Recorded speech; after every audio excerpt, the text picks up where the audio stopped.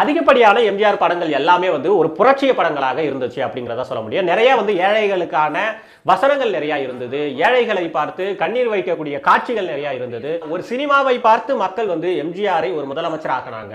ஒரு சினிமாவை பார்த்து மக்கள் வந்து எம்ஜிஆரை ஒரு புரட்சியாளனாக நம்பினாங்க அப்படின்னா எம்ஜிஆர் வந்து வெறுமனே ஒரு டூயட் சாங் பாடிட்டு ஏதோ ஒரு காதல் வசனம் பேசிட்டு ஒரு படத்தை வந்து நடிச்சுட்டு போயிடல. அதிகப்படியாக ஏழைகளுக்கான வசனங்கள் இருந்துச்சு. அதிகப்படியாக அப்போ இருந்த வறுமையை எப்படி ஒழிக்கணும், இந்த மாதிரியான காட்சி அமைப்புகள் நிறைய இருந்துச்சு. புரட்சிய படங்கள் நிறைய எடுத்தாரு. அதனாலதான் அவர் வந்து நம்ம புரட்சி தலைவர் அப்படின்றத சொல்றோம். சரி, இப்ப நாம அப்படியே வந்து தமிழக வெற்றி கழகத்துடைய விஜய் அவர்கள்ட்ட வருவோம். விஜயை பொறுத்த வரைக்கும் அவருடைய சினிமா அப்படிங்கிறது வந்து மக்கள்கிட்ட அவர் ஒரு புரட்சிய நாயகனாக அறிமுகப்படுத்தியதா, அவரை வந்து ஒரு புரட்சி சிந்தனை கொண்டவராக மக்கள்கிட்ட அறிமுகப்படுத்தியதா? விஜயோடைய ஆரம்ப காலகட்டங்கள் சினிமா அப்படின்னு எடுத்து பார்க்கும்போது காதல் படங்களாக இருந்தது.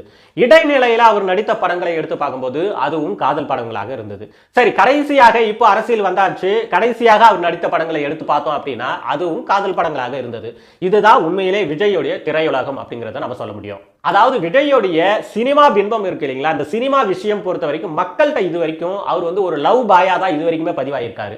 அவர் வந்து ஒரு புரட்சிய சிந்தனை கொண்டவராக, புரட்சி பேசக்கூடியவராக கூட மக்கள் வந்து சிந்திக்க முடியாத அளவுக்கு அவருடைய படங்கள் வந்து வெறுமனே ஒரு காதல், ஒரு ரொமான்ஸ், ஒரு காமெடி இப்படியே தான் அவருடைய படங்கள் இருந்தது தவிர திரையை பொறுத்த வரைக்கும், திரையில நம்ம அவரை பார்த்த வரைக்கும் இவரெல்லாம் அரசியலுக்கு வருவாருன்னு நினைச்சு கூட பார்க்க முடியாத அளவுக்கு வெறுமனே ஒரு காதல் படங்கள், ரொமான்ஸ் படங்கள் இது மாதிரி தான் அவர் வந்து கொடுத்துட்டு இருந்தாரு அப்படிங்கிறத பார்க்க முடியாது.